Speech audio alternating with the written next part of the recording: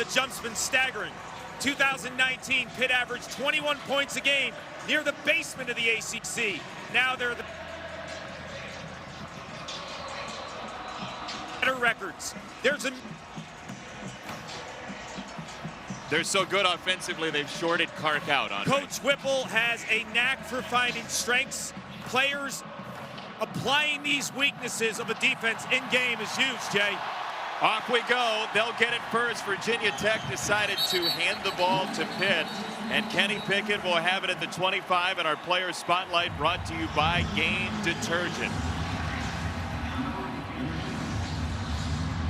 It is Kenny Pickett, and this kid from New Jersey can really sling it, Andre. Yeah, he can, to the tune of 72% on the year, over 1,700 yards, and he leads the nation in touchdown passes, has only thrown one pick this year. He checks every single box, a ton of experience, starting his 45th game this afternoon. First appearance back in 2017. This is Vincent Davis, and he is dragged down.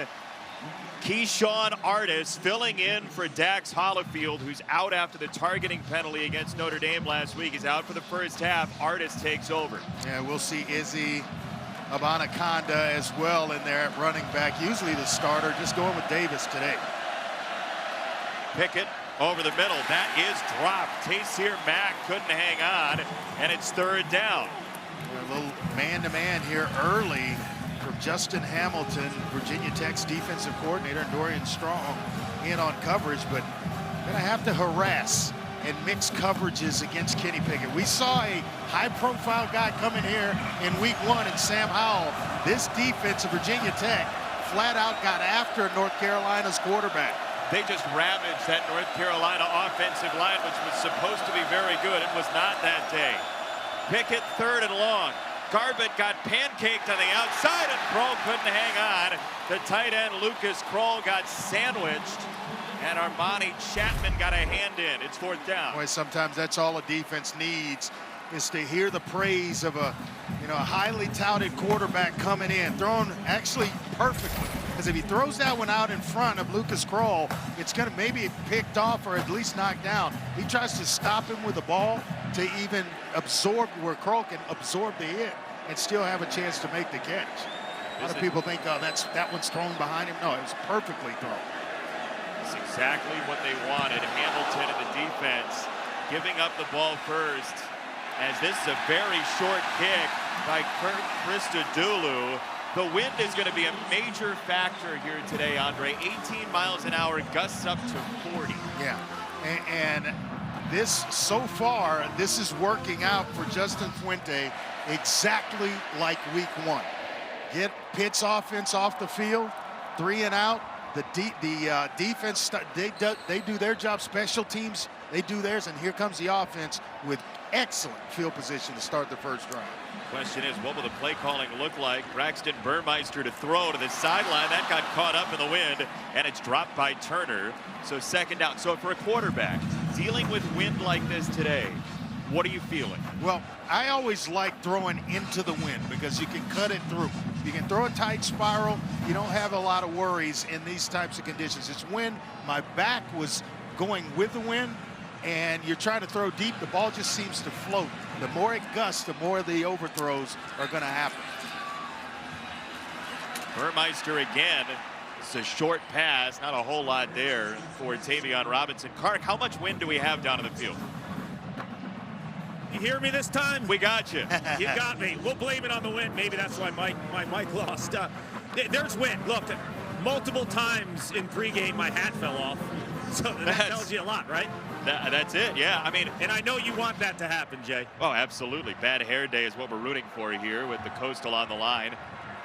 Third down for Burmeister, who was injured against Notre Dame last week. He was full go this week, and he's ready to throw his third pass. High in the air, down the sideline, and incomplete for Caleb Smith, who is fighting with Damari Mathis, and Pitt's defense gives it right back to the offense. Boy, and an excellent throw from Burmeister out to the intended Caleb Smith. A nice outside release. Then he's going to accelerate away and almost come up with a heck of a catch. But both teams really look at each other in the mirror here. 3 and out.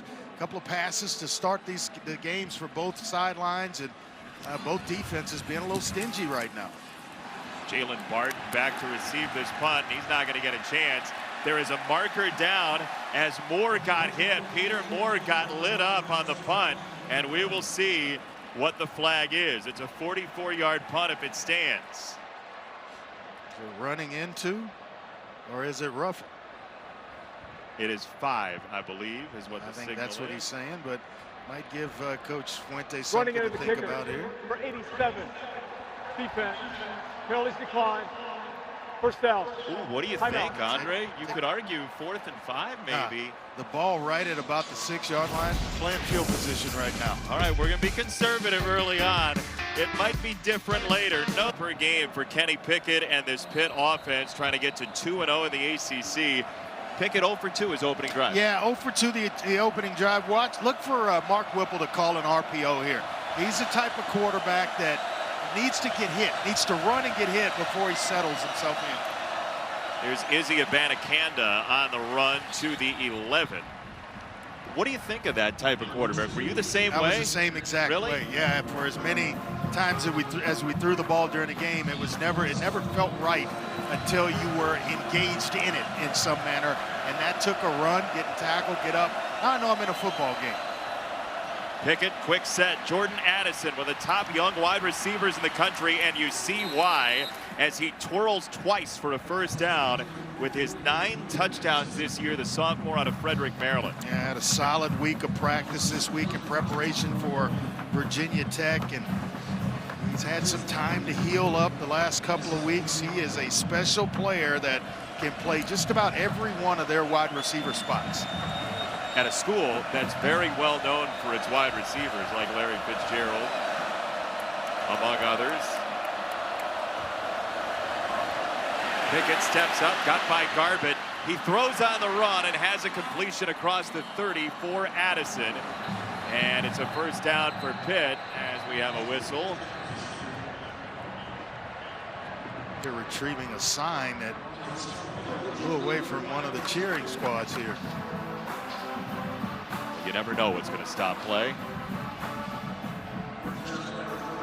Shows you the arm strength of Pickett. I think he's right now maybe going into the wind, but having no problems throwing the football. On the roll, throwing across his body and incomplete. Clark. Andre, you were talking about Kenny Pickett wanting to get hit. Well, he was coached by his father, Ken, who was a college linebacker at Shippensburg. Coached him his whole life tough. He told me he's the type of guy that likes to put his shoulder down and let defenders feel it. Speaking of the wind, too, I've been watching all of these flags. It is a swirling wind. It's not east-west. It's not north-south. And Andre, as a quarterback, when it's swirling, what do? He's got to put some zip on it. It's as simple terms as I can give you, Cart. This is a screen the other way, and that's not going anywhere. Tayseer back. They went away from the motion man running back. So you're basically saying you just have to rip it through the wind all day. You have to rip it because the last thing you want is, especially on in-cutting routes, the last thing you want is for the gust to catch the ball and keep it in the air. And all of a sudden, it's in the chest of a safety on the back end. Yeah, you've got to make sure you put some velocity on it today. Pickett wearing the gloves as this is very close to the line to gain. They're going to mark him about a half-yard short. Melky Stovall just short. So now you go for it here? I think you do. You've had some success running the football on a couple of occasions here early. And you got a quarterback you trust. You got an offensive line. It's got a lot of experience up front. I think you do it. And a defense that's playing out of its mind this year. Branson Taylor just came on as an extra offensive lineman. Let's see if they go under center here and just quarterback sneak it with Kenny Pickett. We saw Nebraska earlier on go shotgun, 4th and goal at the 1. This is Pickett. Oh, what a surge. That is a first down in a big way for Pitt. Yeah, they think a lot of Owen Drexel, their center. And so you got trust there. You got trust in the quarterback. And, you know, it gives him an opportunity to get his footing in this game without taking a big shot. Just enough movement up front to pick up the first down. Now you're back to business. Apologies to Frankie Valli, but Drexel and Kenny Pickett are Jersey boys as well. Montclair and Oakhurst. to the sideline. Another first down. Jared Wayne this time, the junior from Ontario. When he makes it look so easy, and now in his 4th year as the starter for this program at quarterback, and just throwing dimes. I mean, the timing, the accuracy, you know, throwing guys open or throw balls in the air before receivers come out of breaks. Takes a lot of confidence and a lot of chemistry. Very decisive. Kenny Pickett loading up to throw. Slid by Pollard, and now he takes off. Kenny Pickett into a slide, and they're going to start the slide at the 32, so he's a yard short. He sort of got the spike stuck. Yeah, and this is what gets him going right here. You know, manipulating the pocket, moving around. Defenders are in his face. He's unfazed. Eyes are still down the field, and then he gets close to a first down. But now Kenny Pickett starting to settle into this ball game. Virginia Tech missed an opportunity by going 3 and out on that drive after they stopped Pitt. 10th play of the drive. Abanikanda cuts it inside for a first down. When you see a Mark Ripple offense, and it's usually balanced. I mean, almost 50-50. Why are they it's so different with 165 rushing, 389 through the air? It's because of the guy wearing number 8 and all the guys on the outside. He told me this week, hey, we got some guys that can really, really run and catch on the outside. Check down through the hands of Abanikanda. Second down coming up. You saw Alan Tisdale, the linebacker, come into the picture on the coverage.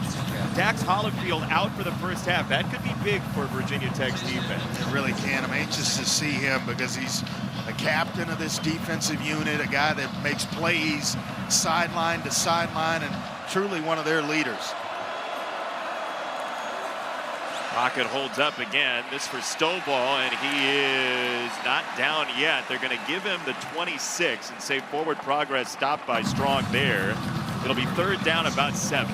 That route for Stovall should have been running at the very least 6 yards. He cuts it up or cuts it a little short, which makes it a 3rd and long situation here for Pitt when it would have been, you know, it should be around 3rd and 4. Why'd he cut it short to you? I think it was the man-to-man coverage, and you just kind of panic a little bit to get yourself open. Abanikanda on the run. Wow. And he weaves his way to a first down. The New York Player of the Year out of Brooklyn a couple of years ago gets 14 picking his way. Yeah, unbalanced line to the right side. And they'll bring in a 6th offensive lineman at times to play tight end when they're going to run the football, and there they do it with Abanikanda. Kind of look like Wake Forest's offense with that hesitation, the mesh, the patience. They'll go right back there to the outside.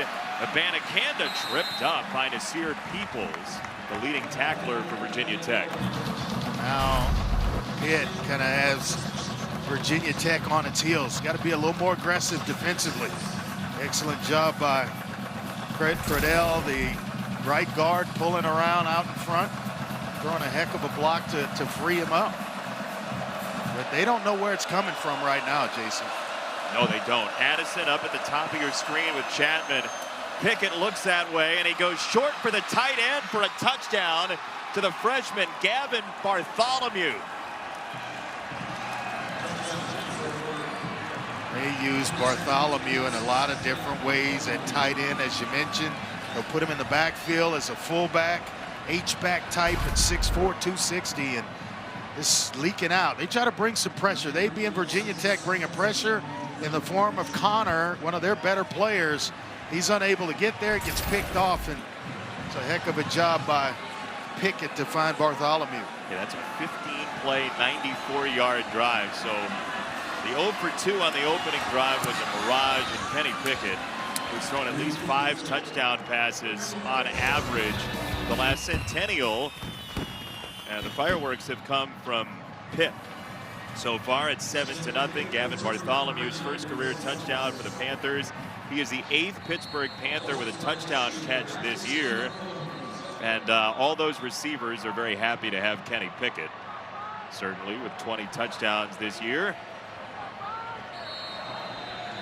The wind blew the ball off the tee for Mr. Sauls. And Sauls, the freshman out of the state of Ohio. Blackshear will return from the 2. And he is tripped up and dropped right around the 15-yard line. Back to the touchdown. Yeah, let's go back and take a look at this. Jamari Connor is going to come off the edge. He's the blitzer, kind of hanging out at the bottom of the screen. Well, how does the play work? What makes it work? It's the unselfish block of Abanikanda that's going to peel back and pick off Connor to give Kenny Pickett the time necessary to find Bartholomew. You got a linebacker covering a tight end that's late. The ball's out on time. He's got no chance at getting out there to defend it. But the unselfish play of his running back, Abanikanda, makes the play happen. Blackshear the catch, and 2 Panthers get there very quickly. Wendell Davis was the first one in, and second down coming up. When Kenny Pickett's throwing like that, he looks like he's conducting an orchestra. Yeah, he really is. And I honestly can't understand why he's not being mentioned in Heisman-type conversations. I mean, all the stuff is there. Playing against the competition is there, and his team leads the nation in points scored per game at 52 yards per game at well over 550. Burmeister loads it up down the middle and nearly intercepted by Eric Hallett, the safety. Third down. I bet you his name would be in that had they been undefeated and not lost to Western Michigan. Yeah, Eric Hallett does a nice job of playing the middle of the field. Watching and reading the quarterback's eyes and then adjusting at the last minute to get a hand on the football and bat it away. But he's the bell cow on the back end. Makes all the calls and adjustments back there for Randy Bates in this aggressive Pitt style of defense. They've got some great defensive linemen have come through there as this goes to the sideline, and Caleb Smith and a falling grab that was really necessary for the Hokies, who had gained a total of 1 yard before that play. Yeah, and a nice job of standing in by Braxton Burmeister and throwing this completion for a first down to the outside, away from the defender.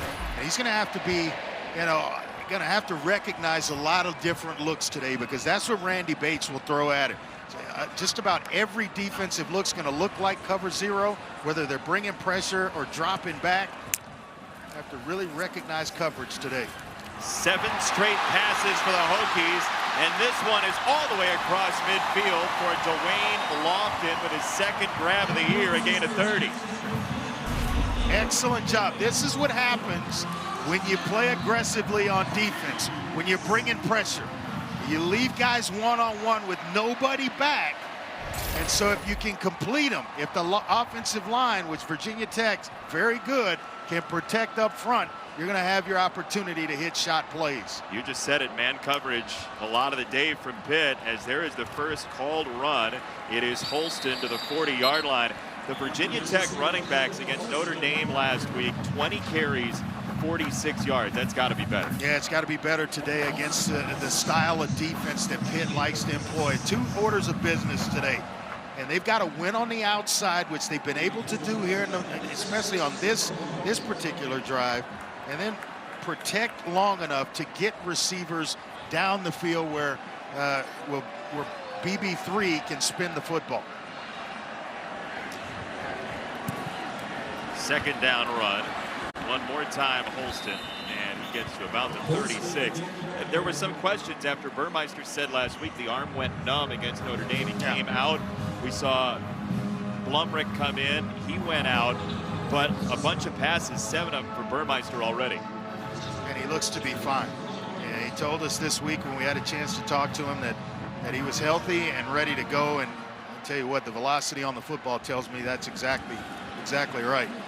Holston stacked up. They try to push the pile, but the marker will be at the 35. So the ball will be at the 35-yard line. It'll be 4th and 1. What's your call? I think you go for it here. When you have a high-octane offense and Pitt on the other sideline, you want to make sure that you don't want to get in a shootout or have to match points, but you sure want to take advantage when you have it and convert here. Very tight formation. They're going to run, and did he get there is the question. It's going to be very close. I think they're going to have to measure this one, Jace. Inside the 35, very close to the 34-yard line. About 40% on the year for Virginia Tech, just 2 of 5 on 4th downs this year. The near side official had it just short of the 34, and it looks like I mean, this is going to be as close as can be, but he may be short, Andre. They're going to measure. It looks maybe about a quarter of a yard short. Pitt's players are saying he's short. Virginia Tech players saying that they have it. Like the fourth down calls by both coordinators. Brad Cornelson, the offensive coordinator for Virginia Tech, didn't waste any time. Hey, we get the ball handling. Let's just let one of our better athletes handle it under center. Let's see. Here we go. He is just short. Pitt holds the line. It's as short as you can be without having the ball touch. Wow. Man, big turn of events. Pitt with the lead in the ball when we come back. An NHL doubleheader on ESPN. This studio update brought to you by Rocket Mortgage. #2 Iowa, dangerous game with Purdue. Golick, Aiden O'Connell makes a play. Aiden O'Connell with a little juke in the middle of the field, using the ref as a shield. 12 straight wins for Iowa. Jason, it's over on ABC. We look forward to seeing how that one ends. Hawkeyes playing some ball. Pitt off the turnover on downs. Maybe take a shot here. Yeah, well, look out for Jordan Addison at the top. Pickett loads of time. Now he has to escape the pocket. Kenny Pickett turning upfield, and he's out of bounds to keep his feet. He'll lose about a yard as Jordan Williams, the Clemson transfer, took him to the paint. That's exactly where he was looking. Addison running a deep route down the numbers, and Pickett was looking there. Got flushed out of the pocket, which took his eyes away just long enough. But Virginia Tech really needing a stop right here. That was Armani Chapman, who was on Addison on that first down play. Officially a loss of 2, 2nd and 12.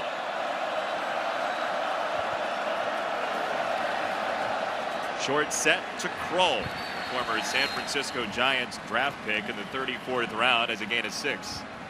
Tackle by Peoples. Kroll's a big guy. He is a big dude at 6'6", 260. A matchup nightmare for a lot of linebackers because he can run. He's athletic, good hands. They'll motion him all around the formation. He looks like Chevy Troutman, who used to play basketball in Pitt. Yeah, he's a Big good old player. stocky dude. He is a good football playing Johnny. 3rd down for Pitt. Pickett scanning, steps up, fires incomplete. He didn't see the pressure from the second level that was around the corner, and it's 4th down. Rion Murray with a coverage, and nice job by Virginia Tech. You don't make it on 4th and 1. You get a 3 and out to produce a punt. And some complimentary football. Defense taking care of that offensive unit right now. Both teams started this game with 3 and outs, and Virginia Tech forcing another one.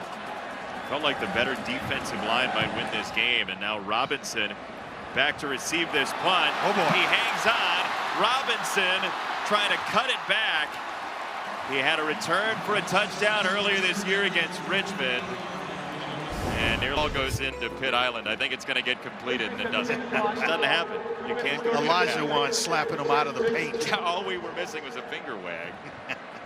But they're a very good man coverage team, and we'll see what Virginia Tech can do after 16 yards on the net of that punt from Christodoulou.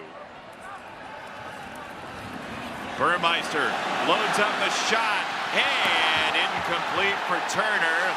The entirety of Blacksburg VA wants a flag, and they're not going to get it against Williams. Marquez Williams in coverage, and that's why we talk about Pitt Island, because their corners are on an island a lot. And it looked to me like Trey Turner, for a split second, didn't think that Burmeister was coming to him. He slowed up, and that's why the ball was overthrown. Had he just kept running, it would have been a perfectly thrown ball to number 11, Trey Turner. Penalty markers don't make it to tropical landscapes like Pitt Island. Not a lot. Play action. Burmeister to throw again. The pocket collapses, And Baldonado spikes him down. Haba Baldonado, the native of Rome, gets himself a sack. And that's going to be his now 4.5 sacks on the year, because that one's behind the line of scrimmage. His job of just continuing to work, and found his way right to the quarterback, Burmeister. Third and 11.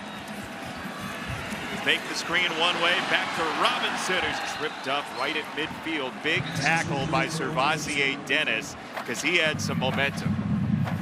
Boy, he is a guy that Randy Bates told us sees the game through his eyes. He's a versatile linebacker, and you saw it on that play, redirecting himself, making a nice play kind of in space. Can play all 3 linebacker spots on the field in this Pitt defense. More to punt for Barton. Barton backpedaling to the 10.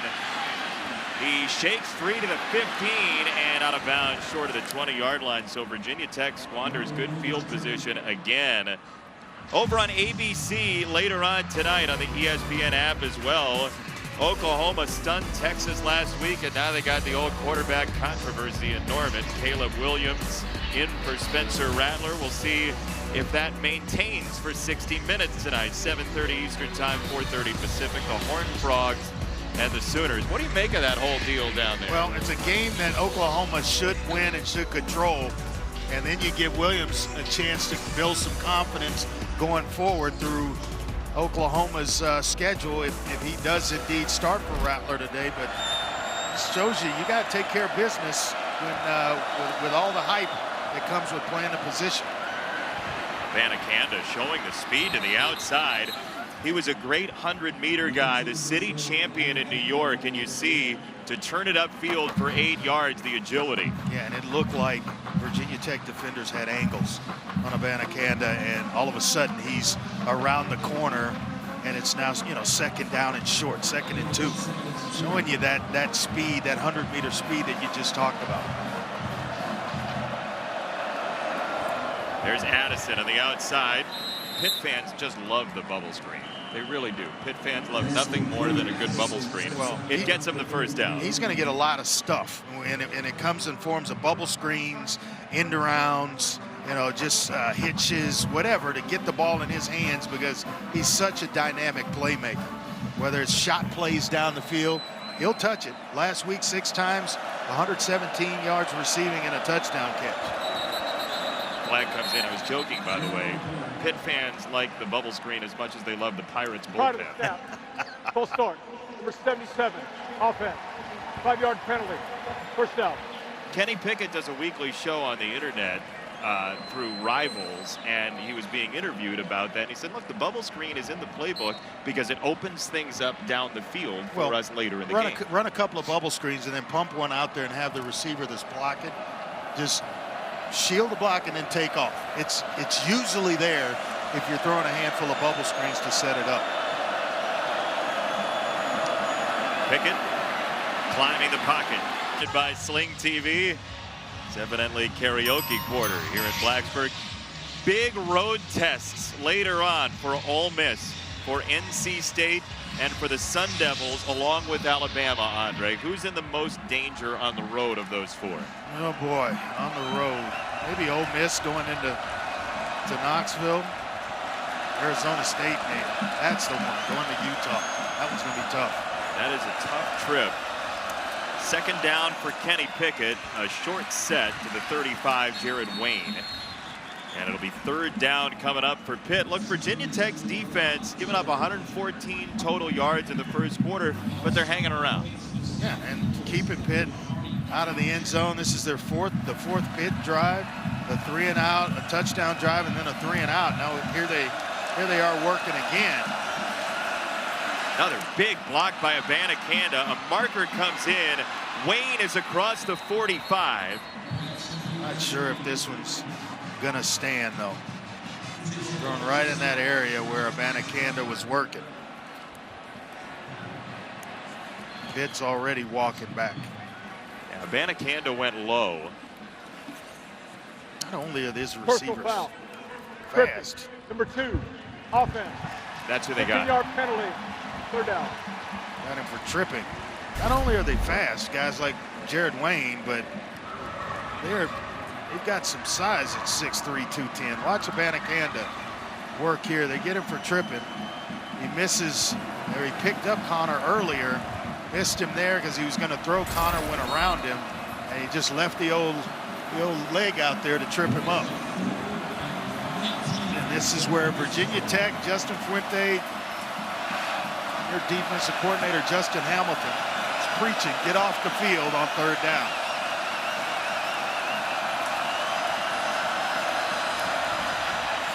Abanikanda goes down, and it'll be punt time for Pittsburgh. And one of the leaders of this punt team is the long snapper, Cal Adamitis, who has done some great work this season partnering with a hospital in Pittsburgh. Kark? Yes, Jason, Cal announced a project named Cal's Kids, which is a campaign to raise money for UPMC Children's Hospital in Pittsburgh. Over 1,000 kids in this year alone will be treated for cancer at UPMC Children's Hospital of Pittsburgh. They're a never-ending beacon of light for people who are fighting tough fights in our city, Cal said. The goal, based on his number, 94, to raise $94,000 for children's cancer. If it happens by the end of the season, Cal's going to chop off those long brown locks, which if you ask teammates and people around the program, that's his trademark. Well done, Cal. Well done. Yeah, I love it when guys get in the community and lend a helping hand. 55 consecutive games played by Cal.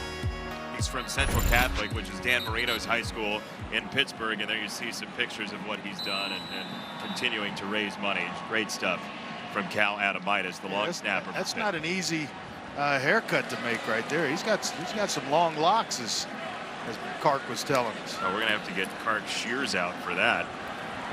Here is Blackshear on the run. Kark, during lacrosse season, used to cut the hair of some players and coaches. Kark, you want to jump in on that, maybe?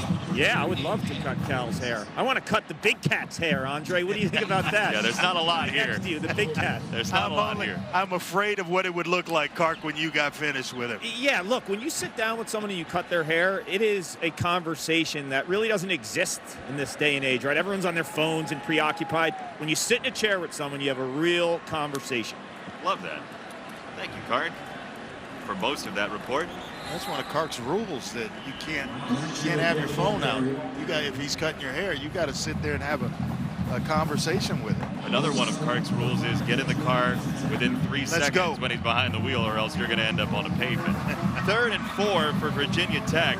This is where they don't mind living in 3rd and medium, because it possesses the football, eating up a little clock, and the longer they're on the field, the less likely they have to face Kenny Pickett and Pitt's offense. Trying to avoid a 3 and out already today for Virginia Tech. Yeah, they need to convert right here. Braxton Burmeister to throw. The Oregon transfer into that wind, and it's incomplete, well short. Turner was the intended target. That's what you're talking about. You have to rip it on a day like this. Yeah, right? you got to let it go. And Turner's thinking, I'm even, I'm leaving with the defender, and Burmeister's just kind of floating it up there where it's okay. Maybe you can come back for it. No, you got to throw it out there because the receivers aren't slowing down. We got a false start on the punt. False start. Number 27. Offense. 5-yard penalty. 4th down. You know, it's interesting. When we talked to Burmeister this week, he said on deep balls he wanted to, if anything, leave it a little shorter for his receivers to come back. That's tough on a windy day like this to do right, isn't it? I was kind of, scratching my head when he said that. I really didn't know exactly what he meant, because that's a frustrating thing for receivers when they are full speed, having to wait or come back to a football. Oh, maybe a trap game. You think Kentucky's got a shot against Georgia? I do. Yeah? I do. When we really get into that one today, I'm going Wildcats in that game. You are? Yes. You like the upset? I do. Davis across the 40-yard line. You think the wind's affecting the quarterbacks today, Andre? I think both have been kind of able to manage it, with the exception of the last pass by Braxton Burmeister. That one kind of hung up that was a little affected by the wind. But I think for the most part, those guys are doing a heck of a job. Here comes Barno. Pickett got it away in time, and now the question is, where's the progress for Jacques Louis? He gave back the yardage that he had. He got knocked back by Daly, and so he won't have the first down. He took a shot. He was closer to it, got knocked off, and then rerouted and started to make some moves again, and that's what lost him yardage, and should be short here. Pickett sees the pressure up the middle from Fuga, gets away from it, and incomplete for Mack. It was a little high and a little hot, but Mack couldn't hang on. This is what this defensive front will do to good quarterbacks. And they're not getting Kenny Pickett on the ground, but they are forcing him off his launching point and making him move and throw on the move. Now, he's excellent in the pocket, buying time, but that starts to add up over a period of time when you're having to do that over and over and over again. We saw that happen to Sam Howell the first week of the season, and North Carolina still has really yet to recover. You know what? I laugh at myself when I say over and over and over again. It reminds me of Marshawn Lynch running through your face mask. We're going to get you some Skittles. Over and over again. Here's Robinson, wanted to return it, and he kept his feet for a moment. Down he goes. We'll see what other running back. Halfway through the year, Desmond Ridder atop the field, ranked third in the nation. Then Kenny Pickett, an arm talent that not about the late nation knows about. Bryce Young with 20 touchdown passes, only 3 interceptions. Malik Willis, I think the best dual threat quarterback in the country. And then rounding it out with Matt Corral, who has yet to throw an interception this year. All guys playing at a very, very high level right now. Guys you will see later on tonight on our airwaves. As Malachi Thomas, the young running back, has checked in after 3 carries against Notre Dame last week. Keyshawn King is out today. It's a gain of 2 on the first carry today for Thomas. He's trying to slow down Pitt's defensive unit. By that, they're so aggressive, hiding out around the line of scrimmage, showing you cover 0 all the time. That's no safety in the middle of the field. And it looks that way again, but they'll get to zone here from it. Burmeister up at the line.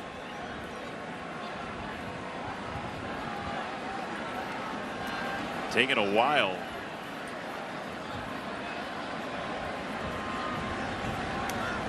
Tight end Gallo in motion. Burmeister, that ball looked like it got tipped at the line, and it's incomplete. It got tipped, or the wind gusted and made it do something crazy.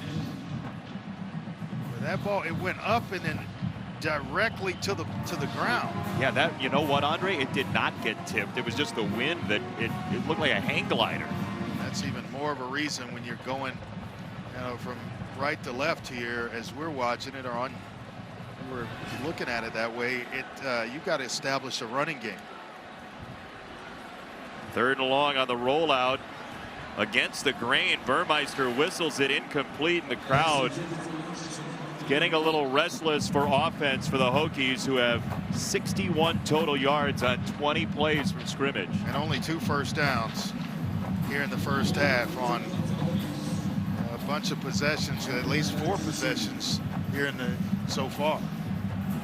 4 3-and-outs for this Virginia Tech offense. 3 of them in a row, as again the wind just playing havoc on the entire football game. That's a very short punt, as a marker has come in on the Moore kick. If it stands, it's going to be outstanding field position for Pitt. Looking at Brandon George, one of the reserve linebackers for Pitt.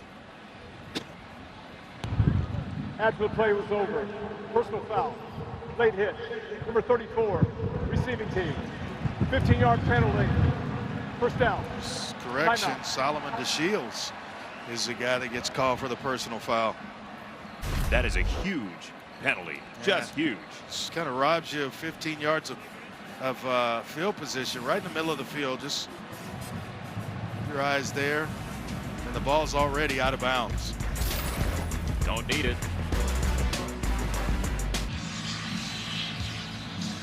Big game in the ACC Coastal. Each team 1-0 in the league. 7-0 Pitt. Getting the ball back after the penalty. A net of 42 off a 27-yard punt. Penalty was big. Kenny Pickett from the 41. And they'll keep it on the ground on a first down run for Abanikanda. This wind is playing tricks on quarterbacks and punters alike right now. Yeah, it really is. And right now the wind's to the back of Pitt. They're able to do just about whatever they want offensively, yet they're still got a running game going. Abanikanda. First down and then some. Still going through the car wash. And it's a first down. Jake Cradle was his personal leader on that run. Cradle with an excellent block. He called his name a couple of occasions. Leading the way. Good job of pulling and getting himself out in front. Abanikanda this time behind Marcus Minor. And it's second down coming up. They're doing just the opposite. Mark Whipple, which is why he's been so good for so long. At Virginia Tech, thinking Cody Pickett, throwing it around the park. And they're just handing it off underneath and letting the big offensive line go to work here for Pitt up front. They're going with some tempo here. They've ditched the walk over to the sideline for the moment. Bartholomew in as a second tight end fullback. Here comes Pollard. Barno got there as well. And it's third down. Virginia Tech's defensive line is keeping them in the ball game single-handedly. And a lot of it. Barno got there that time, but it's been the defensive tackles. Fuga, Pollard, Williams, Kendricks, all those guys in the middle get good push up front where quarterbacks can't really step up and throw the football, or you're stepping right into an area where there's a defensive line. They might go for half of it here, or go for it on fourth down if they don't get the full 8. It's a screen. It's tipped by Garbett. Taysir Mack eventually lost yards, but he didn't want it to get intercepted. So it's fourth down coming up for Pitt. And where you thought about going for it if you were able to get half, that's out of the equation now with that tip. Again, heck of a play by Garbett. We see Barno make a play the play before, and now it's the other defensive end on the other side in Garbett that makes a heck of a play that's going to force a punt here. Taiwan Garbett talked to us extensively this week about his love for football. That was a good visit, wasn't it? It really was. A really impressive kid who plays very hard for his dad, Augusto, who had some health challenges last year. Taiwan opted out, but you can see his love for football shine through as that is a touchback into the end zone. And Virginia Tech trying. Kevin, thank you here. Braxton Burmeister let it go short, and it's incomplete. Pride free by Hallett. Tavion Robinson nearly pulled it in, and it's second down. He did not complete the catch. Well, I mean, he had his hands on it. These are the ones that you have to have a receiver come up with. Battling the wind, trying to throw down the field. You want to keep that as an option all game long, but you got to have some guys catch some passes for you. Slant is intercepted. There's a marker down, though. Yeah. Let's see if it stands. I have interference on Cam Bright working against Robinson inside in the slot. Just knocked him off a route, which is why no receiver was there. And Burmeister thought he was going to have Robinson on a slant route. He was just taken out. Yeah, Cam Bright just. There is no foul for defensive pass. Whoa! Oh my goodness. First down. No foul for interference. Let's see. Yeah, I can't believe it, and I understand Justin Fuentes' his frustration. You're gonna watch 38 just take out 9 here. Just takes him out. Well, it kind of looked like from that angle Robinson slips. So the interception for Hallett stands. Burmeister was getting ready to throw. The ball hadn't been released as yet, and so no interference. And this is where Pickett will take a shot. Great field position. The opponent's 29, big turnover, sudden change, and he's got a dynamic receiver or 2 or 3, and Addison, Mack, and Wayne. Addison's in the slot as it's raining boos at Lane Stadium. There are Addison and Wayne. Addison, one of the best touchdown makers in the pass game in the FBS. Davis gets slung down by Amare Barno, and it's second down.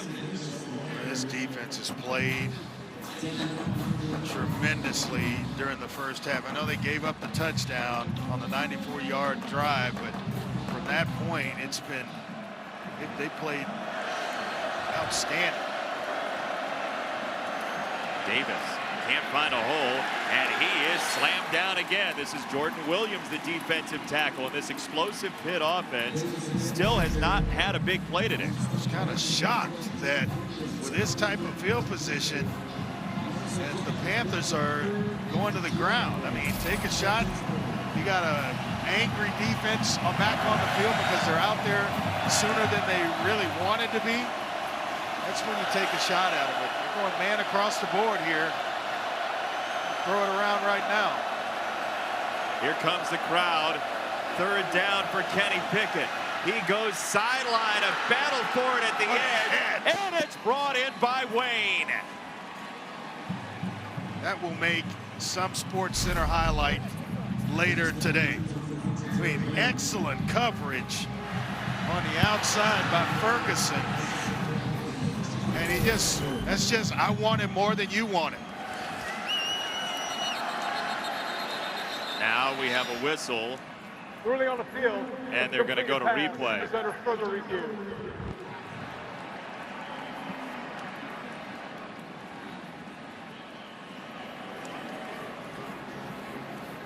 So let's see if the completion does stand. Actually, Waller, who was in coverage. Normally number 2, wearing the 25, yeah. Frank Beamer's number today. It's a catch. Did he have the hand underneath when he went down to the ground? Let's see. There's no doubt. I mean, he just, this is catching it like a grown man. Hand in there trying to swat it away. It doesn't move. He completes the catch. He's still in bounds.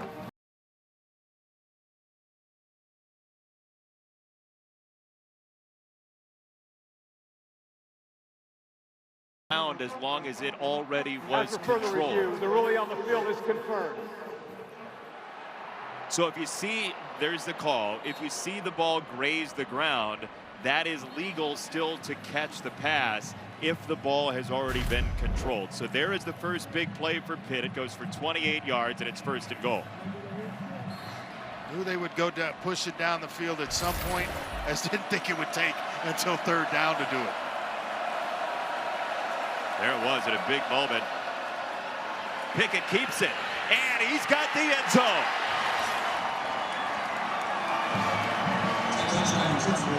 It's one of the parts of his game that's very underrated.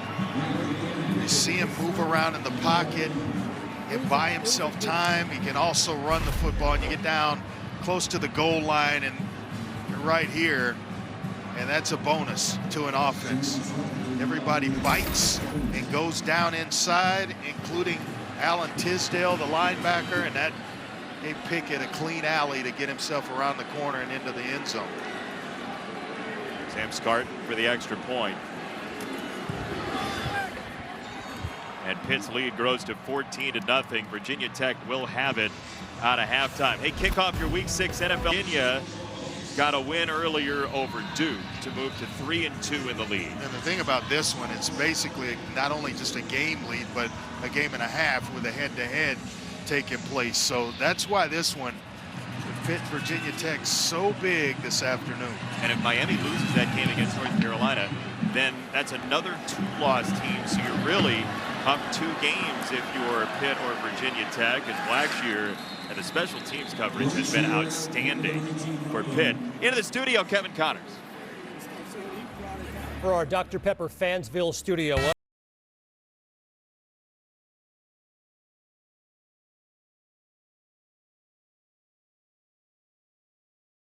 outscoring their opponents 161-9. Yikes. They're up 14-0 there. Meantime, 5-1 BYU, 5-1 Baylor. Dylan Doyle from 2 yards out, pushing the pile. Baylor leading this one 17-7 over on ESPN. Jason? Kevin, thank you very much. This is Turner for Virginia Tech across the 30 for a first down. You can hear the excitement in Golik's voice because he was in Syracuse last night. I can just feel it. He's got the Central New York, Onondaga County all over. He really does. I'm surprised that Kentucky a little lifeless today against Georgia. I just tell you just how good Georgia is. That defense has been stifling.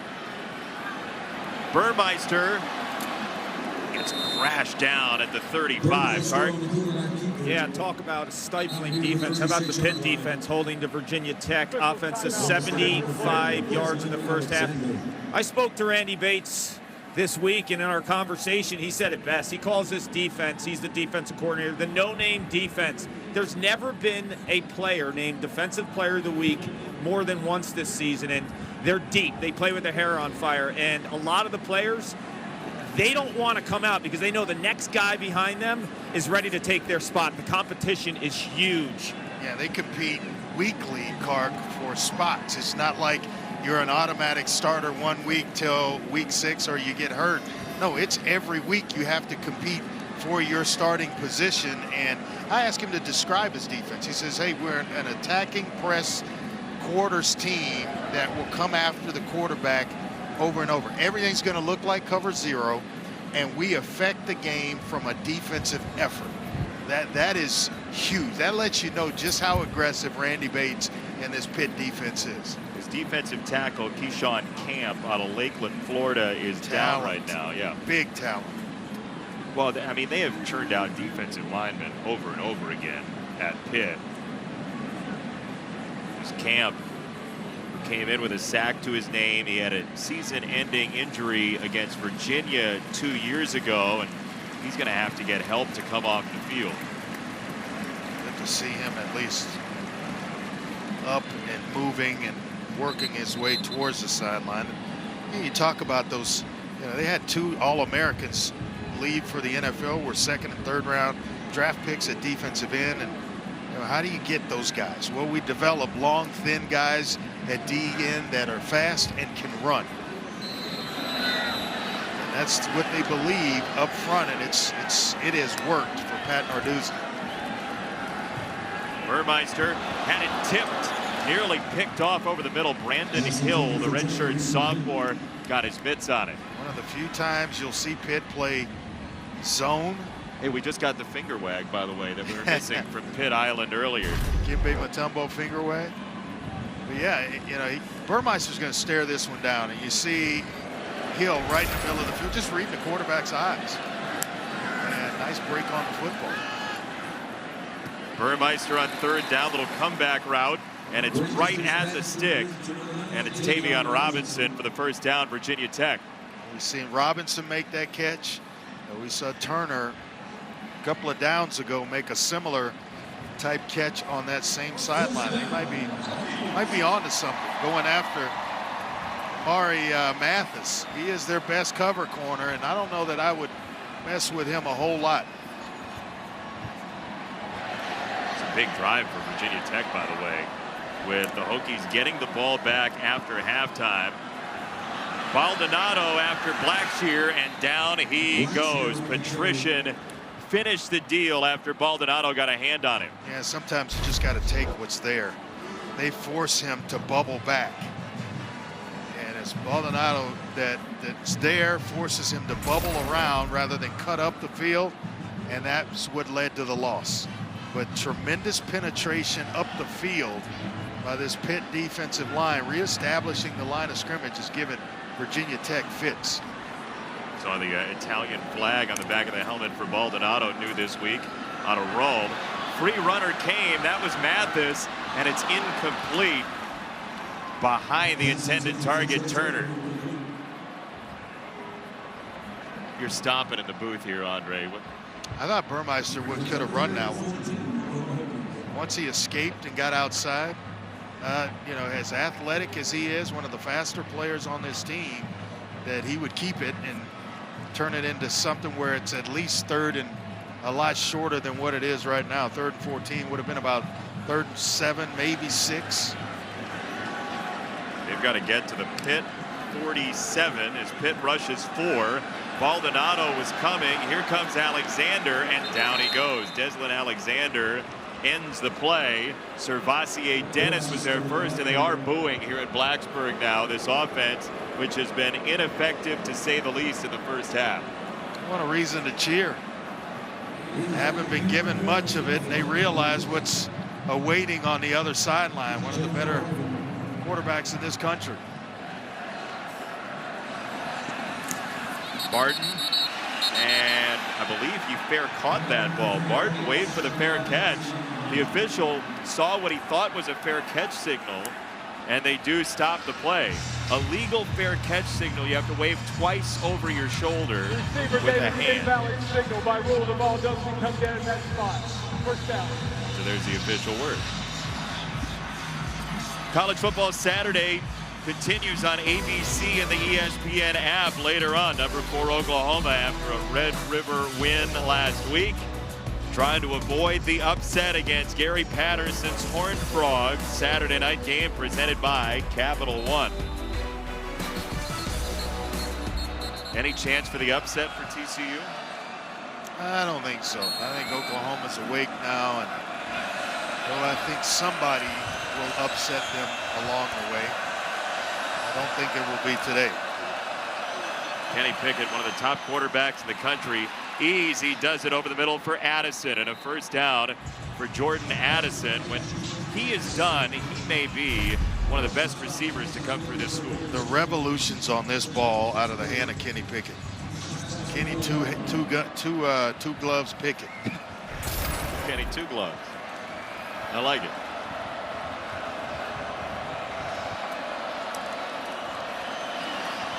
Pickett wants to run this time, and he goes head first to the 45. I mean, you think about the receivers who've come through here. Tyler Boyd, Dietrich Gels, Antonio Bryan, Larry Fitzgerald, among others. Addison has that kind of talent, it seems like. And Addison's just a sophomore, listed as a sophomore. 6 foot, 175 pounds. And mentioned it, they move him all over the place. Blitz came from the linebacker, and eventually Tisdale does get the hit on Pickett. Pollard was there as well. Well, the defensive tackles again starting to really have an effect on this game. Fuga, you called his name earlier. Pollard, in this instance, helping out on the tackle. 3 timeouts each. Abanikanda gets the outside again, looks toward the defense, and just traipses down the sideline for a first down for Pitt on a gain of 17. A nice block by Carter Warren. He got just enough of a defender on the outside. I think it was Tisdale that allowed Abanikanda to turn the corner. And when he turns it, the speed, forget about it. Talk about easy speed on. Oh yeah, make guys that make it look easy, like they're barely running. Those are the fast ones because they're always pulling away while they're running. And he knew it. I mean, he was looking inside field side as he ran down the sideline. Timeout, Virginia Tech. Into the studio, Kevin and Golick. Jason, coming up on the Geico Halftime Report, we'll check in on the #1 team in America, Georgia, going up against fellow unbeaten Kentucky.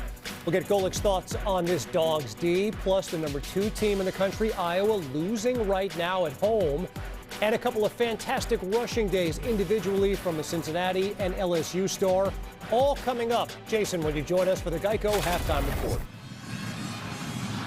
And we will, Kevin Connors. Thank you very much. Do you think there was an overreaction to Alabama losing to Texas A&M? Like, where are they, 5? Yeah. Alabama's not 5th in the country. But they lost. Well, yeah, they lost, but they're not the. Who are you going to take, Alabama or Iowa? Right now, I'd take Iowa. I thought, no, you wouldn't. I like the undefeated teams getting credit. There's no I'd way. take Coastal Carolina over Alabama. But if you're betting your money, well, that's not. You're taking Alabama. That's not how I roll. If you're as smart as I give you credit for being. Yeah, thank you. Kenny Pickett on first down pressure in his face, down the sideline, wide open man Wayne for the touchdown. That ball was thrown before Wayne turned up the field. He's running a wheel route, is out and up the sideline, and when he went out, the ball was already in the air from Pickett. Knowing exactly what route was coming, and just lays it, puts a little bit of air under it for Wayne.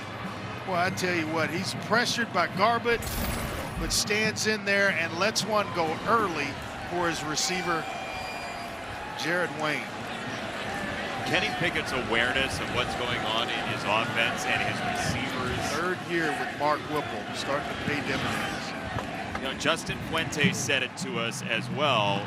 He said this is the kind of guy that shows the dividends that get paid for staying an extra year in college football. He told us also that he's watching the first-round picks when he's watching that, the tapes of Kenny Pickett, and I could not agree more. Really? You think first-round talent? No doubt. You started as many games as he has, the anticipation of throws that, like the last one he just made, it's unreal. Unreal. And you see that continuously throughout his tape. Clark, you talked to Kenny Pickett this week. What did you get from him? I think it's a situation where a quarterback and offensive coordinator have the same mind. I mean, Andre, you mentioned it's year 3 with Whipple and Pickett together. It's year 5 at Pitt for Kenny Pickett. But the first year, they averaged 21 points a game. It was near the basement of the ACC. Now they're at 52 points a game, the best in America. And when you have a player like Kenny Pickett who has the arm talent and the football IQ, and you look at the track record of a guy like Mark Whipple everywhere he's been, what have they done? They've produced crazy points. You saw Kenny Pickett, Clark, take that hit. The story goes that he played youth soccer back in the day before his football career developed here to Pitt, as the wind allows me some more time to tell this story. Kenny Pickett played youth soccer, but they had to pull him out of it because he was too physical. Like he was slide tackling 8-year-olds essentially. And you see him take hits and he just bounces back. He plays a position sort of like a linebacker, but loves the contact, doesn't mind it, and has remained relatively healthy. One hiccup with an ankle early in his career, but he has bounced back from that and has become one heck of a player. You know who else has Josh Allen? He's on Monday Night Football Week 6. The AFC East tops team, the Bills, taking on the Titans in Nashville with Derrick Henry, 8 Eastern, 5 Pacific on ESPN, ESPN Deportes, and the ESPN app. Coverage starts Monday Night Countdown, 6 Eastern, 3 Pacific. This young man, if you watched him at Wyoming, he was really good, but not everybody thought he was going to become this. That plus some now. They are humming. Burmeister into the wind, left it short, and I believe a marker is going to come in. It is not. Marquez Williams got into the body of Turner. That looked like interference to me, Andre. That was interference, Jace. That's not the offensive player in me, right? As you see the receiver. Yeah, that's Turner trying to get back. He's having his arms tangled up with the corner to that side. Williams, that's interference all day long. That's textbook interference. It was very catchable, and Justin Fuentes got to be really hot because the interference didn't get called on the interception that set up Pitt earlier. Now Burmeister gets out of the pocket, gets hit, and he tries to scoop it out of bounds as he heads toward the sideline. Morgan got him, and we'll see what the ruling is on this. Did he indeed pass the ball? And if he did, it would be incomplete. I believe there's a marker down as well. If he threw the ball, you could argue for intentional grounding as well. Outside the pocket, did he get back to There the is no line of foul scrimmage? for intentional grounding. The quarterback was outside the tackle box, and the pass crossed the line of scrimmage. There you go. Incomplete pass. Good call. He just laid out all the standards, and then the official just said the Third same down. thing. You memorized the rule book yet again. And a heads-up play by Burmeister to not take a loss. Just kind of gets bumped off course by Morgan, who was dropping into coverage, of all things, from his defensive end spot. So Braxton's seeing everything today that Randy Bates has to offer. as a defensive coordinator. Sees a 4-man rush here, and it gets to him. Oh, a bull rush by Cansey. I mean, he absolutely broke down the door and sacked Burmeister. Whoa. He is opposite of Camp. Both are super talented. They run a game where they bring him across along with one of the other defensive linemen, and he's able to get home. Well, that was they had the running back Holston trying to block him, and he just got absolutely flat. Yeah, it may have been Savassier Dennis in there, and he slides one way and allowed Cansey to come the other way, and then it was, as you mentioned, just a bull rush to the quarterback. So timeout Pitt. They will get a chance here. The 6th time in 8 possessions Virginia Tech went without a first down. Well, you got to watch the amount of times that you keep giving the ball back to Kenny Pickett. So you're gonna, with any type of return, he's going to be close to midfield here. Again, the wind holds up that punt, so even without the return, this is going to be right at the 50-yard line for Pitt with 1:05 and counting. And 2 timeouts. Yeah, 2 timeouts. A Taco Bell welcomes you to the Live Moss Student Section of the Year contest. Use hashtag Student Section Sauce to get the committee's attention, and go to ESPN.com/Taco Bell to see how your school can compete. We like Taco Bell. We are the late night food crew. We'll try a lot of stuff. Yeah, we will end up just about anywhere after that Mine game. can't be too long, though. That's right. That's that's the only requirement. More than 15 cars in the drive-thru, we're not going. We're going. We're moving on. Minute 4 for Kenny Pickett and Pitt.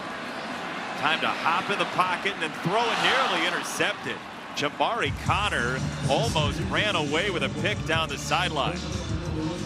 He doesn't throw a lot of them. He's only thrown one the entire year. So when you get an opportunity to come up with one, you got to make the most of it. He's working in man-to-man coverage against Stovall and was stride for stride with him.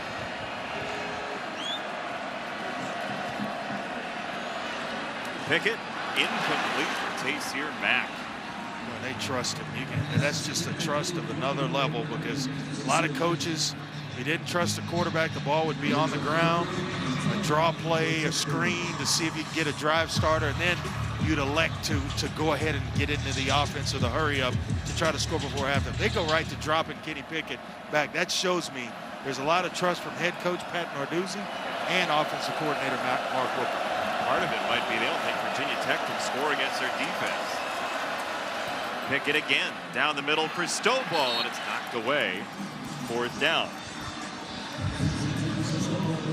Yeah, punt it away, play the field position game here. Now, if you're Virginia Tech and you get the ball at the 5 or 10-yard line, you just basically run out the clock. No, I got 2 timeouts. I need points. I'm trying to score. You know, field goal at the least of touchdown is a bonus, but you've got to take care of it as well. And then my next message would be, hey, let's catch the football when it's thrown in your area. Andre, they have run 4 plays Virginia Tech has in Pitt territory all half.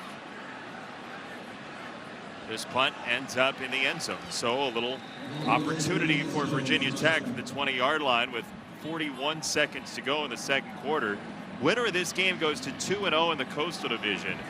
And with Miami trailing against North Carolina, just about everybody else would have 2 losses in the division. As you see Pittsburgh just wailing on the Hokies. Just 76 yards in total offense here in the first half for a stingy, or for Virginia Tech against a stingy Pitt defense. Has a quarterback's jersey ever told the story more than the back of Burmeister's jersey, which needs some bleach?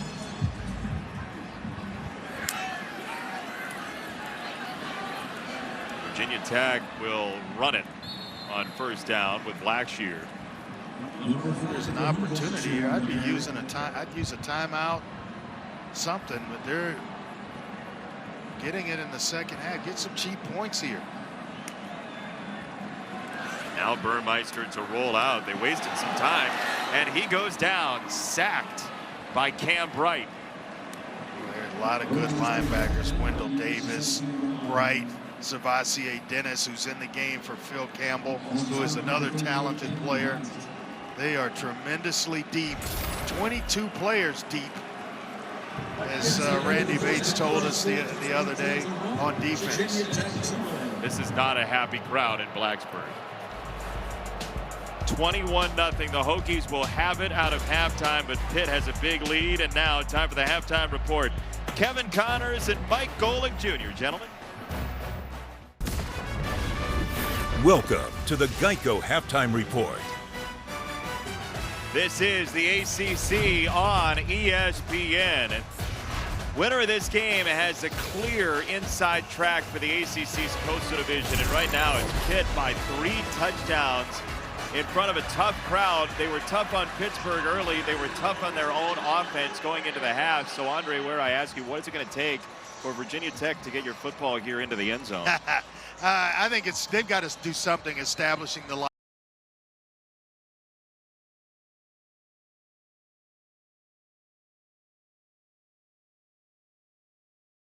Out a little bit. I mean, overall, just 7 yards on the ground as the kickoff will go to Virginia Tech, and they'll have it at the 25-yard line. Kark, what you got? Well, Andre, you're talking about Virginia Tech's offense and what they need to do. I just spoke to Justin Fuente. He asked me, have you seen a Pat Narduzzi defense the last 20 years? They dare your playmakers on the perimeter to make plays. It's all one-on-one. He challenged that offensive group to make plays and do something about it. Some other updates. Jermaine Waller in the second quarter got his left foot taped. He looked like he was hobbling around. His status uncertain. He's their top corner. And don't forget, guys, Dax Hollifield is back in the second half after sitting that first half after a targeting penalty against Notre Dame a week ago. Kark, thank you. He is a big-time fixer on that defense. We'll see if he helps Virginia Tech. But again, this was a 7-point game with 6 minutes to go in the first half. Yeah, I think both coaches felt like, you know, they had to win on the outside defensively. Nice little end around there by Tavion Robinson. But, you know, when you look at it, that was the first thing, one of the first keys to the game that Justin Fuente mentioned to us, that they have to win on the outside all day, was how he stamped that comment. And there's just been inconsistencies there. Credit Braxton Burmeister. He's thrown some nice balls, but we've seen a lot of balls touch the grass. Yeah, we have 7 for 20 in the first half for Burmeister, trying to avoid their 6th 3-and-out of the ball game.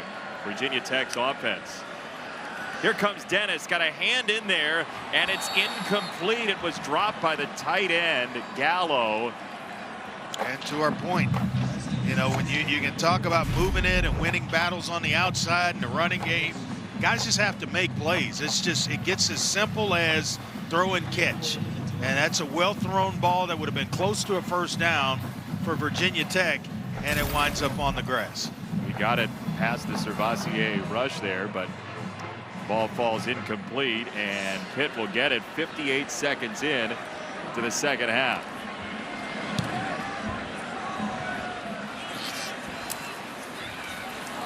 Barton on the return.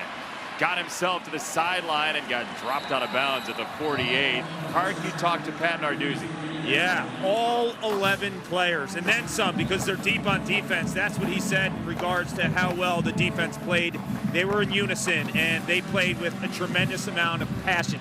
He thinks offensively they're handling the defensive front of Virginia Tech pretty well. He knows that's one of the top units in the ACC. Kenny Pickett is making plays with his feet. He's extending the offense with his athleticism, his IQ, and obviously his arm. And then an update on Jermaine Waller, who's wearing number 25 today. He's in a boot, so it does not look like he will return. That's a tough loss for Virginia Tech's defense. Vincent Davis slashing and driving, running straight into Peoples. And finally, the play ends with a stalemate down to the deck as Connor came to help. Boy, we saw Waller and what he means to Virginia Tech's defense in the first half, and some pretty good coverage. And I know that there was a receiver that made one catch over Wayne at one point, but he just so big on Virginia Tech's back end. Pickett whirling and leaning, and he does get to the 46 as you saw Dax Hollifield back in. Very important player, and he's moved to his original position he was recruited to, and Justin Fuente says that has been massive for this defense. And he mentioned as well, how many corners do you have to play against their receivers? And when you're down one like Waller, that certainly hurts. Kroll, the tight end, split out wide to the right as Pickett goes over the middle and has a first down for Taysir Mack. Decisive driving throw from Pickett. Big play, third down. Where do you go? You go to the area where Waller has vacated, and that's his replacement. Armani Chapman into the game, working that side against a big play receiver like Mack. It's a tough job to do, and he's in press coverage trying to do it.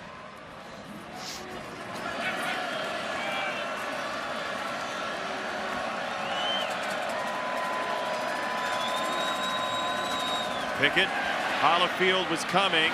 Pickett goes toward the sideline and incomplete. Mack the intended target. Chapman there with him, second down. He's trying to give Mack the time necessary for the route to develop. It was a double move, and Pickett got pressure. So he just hung it in the air, hoping that Mack could run under it by the time he got to the end zone. Smart player. The receivers in this Pitt offense always have a chance to catch the ball. That's why you got to be alert at all times. Screen for Bartholomew, who had the touchdown earlier, and he gets dumped at the 29 by Jamari Connor. Third down and 6. That's a good tackle. Great open field tackle by Connor. Think about what Pat Narduzzi said about his own defense for Pitt and how they like to avoid forcing guys to make tackles in space. Connor did it very well for Tech there. He's the glue of the back end, that's for sure.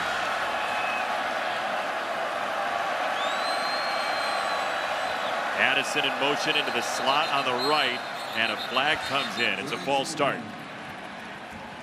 Maybe a big break for Virginia Tech. Prior to the snap, full start, number 77, offense. 5-yard penalty, third down. Now it's to your advantage defensively when it's, third down and 10 or so than it is third and 5, and you can dial up some things if you're Justin Hamilton to take advantage of the down and distance. What will he dial up? I'd bring some pressure. I'm not going to let Kenny Pickett sit back there and survey and dissect. Make him speed the process up a little bit, but you've got to be able to certainly hold up on the back end. Kenny Pickett over to talk to Bartholomew for a moment, who's in the bunch with the second tight end Kroll there as well. Pickett fading back, gets it right to the stick and Wayne, and they're going to mark him just short. Wayne saying that he was right there at the marker. The official is marking him back further. Let's see where the ball is when he caught it. Well, he likes the matchup on third down. Second consecutive third down that he's gone to that side to Waller's replacement, Chapman. Now, where is the ball when he catches it is the question. Not where the legs are, but where's the ball? I think it's a good mark, a good spot. I wouldn't mess around with it here either. This quarterback sneak right here. 4th and 1, there's Pickett, and he does have the first down for Pitt. They left the right guard. It looked like no one was over. Just that area vacated, and so the quarterback sneak's coming, and he's got a place to go with it because of the uncovered right guard for short yardage. Pat Narduzzi's still mad about the spot. Dear Pat, you're good. You got the first down. Fun to talk to him this week. He's a good man. Talk defense and recruiting philosophies and the overall structure of how his program has been built. He's got it rolling right now.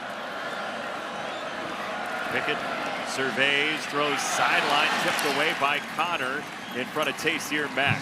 And getting some help over there for Chapman, because they're kind of taking turns right now. Mack, and, along with Wayne, working that side of the field against Chapman. So if you know help's coming, what are you doing if you're Pitt here? Well, you may look at it knowing all along you're going somewhere else, but try to pull coverage there, get an extra defender in that area. Vincent Davis in the arms of Tisdale down to the 20. We haven't seen Kroll, who is excellent in the red zone. Have 5 touchdown receptions already this year. That's another weapon when you get down here close to the red zone. 3rd down. Now remember, I've told you 2 consecutive plays. They've gone man-to-man with number 27, Armani Chapman, and anybody that's lined up on his side. So here we go again. He's up top with Mack, Kroll in the slot on the bottom. Pickett looking that direction to the end zone with some contact, and a marker comes in against Chapman. Oh, Virginia Tech's fans do not believe they know what pass interference is today at Lane Stadium.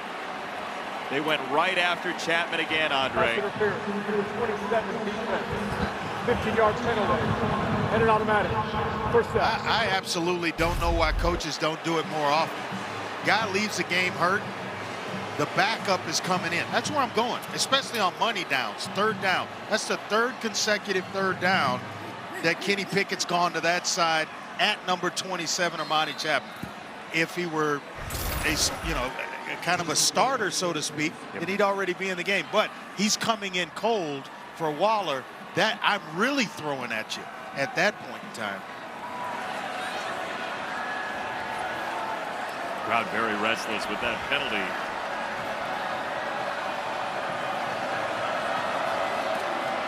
Davis, the tailback behind Bartholomew, and he keeps his feet long enough to get in. Strong run from Davis, touchdown Pitt. It's why this team averages 52 points a game. They can run it, but they throw it to be able to run. They will spread you out, throw the football around, and then hand it off underneath like that to Vincent Davis, where it's a little bit easier to run block up front. Bartholomew and Kroll through nice blocks at their tight end spots to help Davis get into the end zone. He was their leading touchdown maker on the ground 2 years ago. Junior out of Fort Lauderdale, and Pitt has a 4-score lead at Virginia Tech. Panthers haven't won here the last 2 times they visited. This has been much. Watch list here is the Pitt band, which has been thrown up in the corner of Lane Stadium here. Watches over a 28-0 lead for the Pitt Panthers. Thomas on the return, and our college football Saturday lineup continues on ABC and the ESPN app tonight. Number 4 Oklahoma, after beating Texas last week in a comeback, trying to avoid a post-Longhorn letdown, as they say, against TCU. Saturday night game presented by Capital One. Now the Longhorns had the letdown today against the fighting Gundy. Yeah, a little hangover from last week's game against Oklahoma, and we may see Cincinnati move to number 2 4 days in. Trey Turner, the target from Burmeister, and a big play for Virginia Tech against Williams. Finally something to cheer for the crowd offensively. Finally a receiver holding on to a deep ball to help his quarterback. Well thrown ball.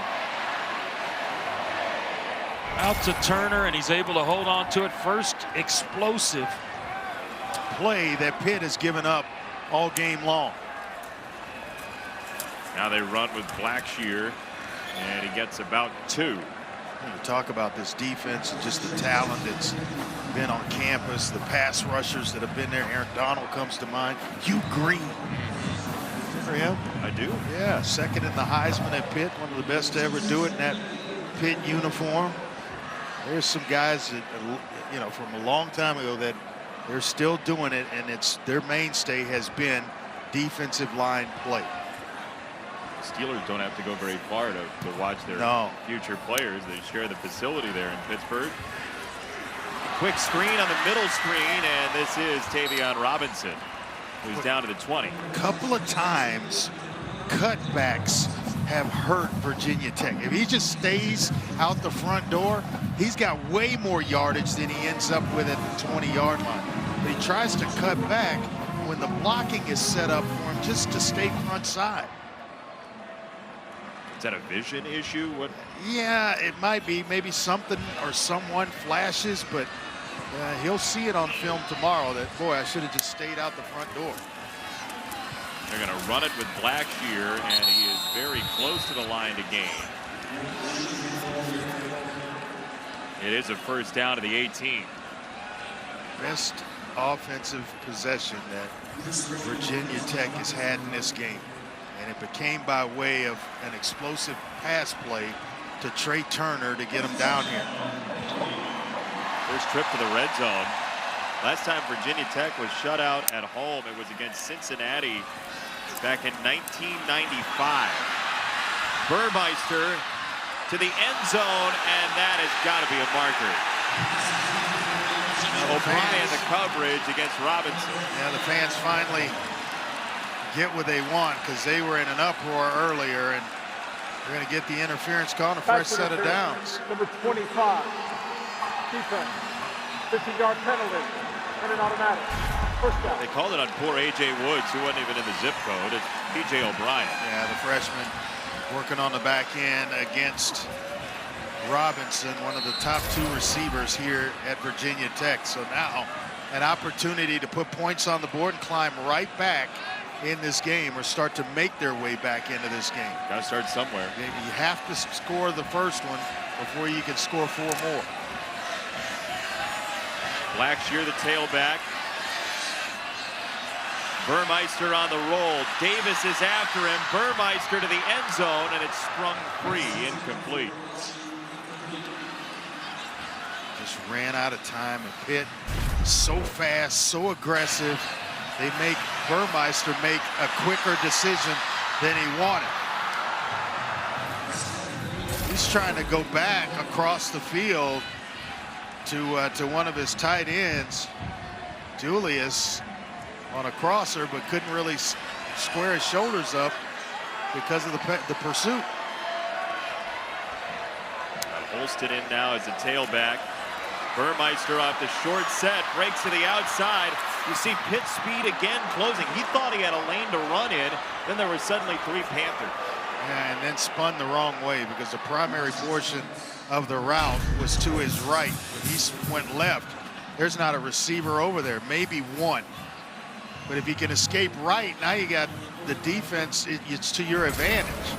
So just kind of knowing where the formation, what play was called there, where the strength of the offensive set is.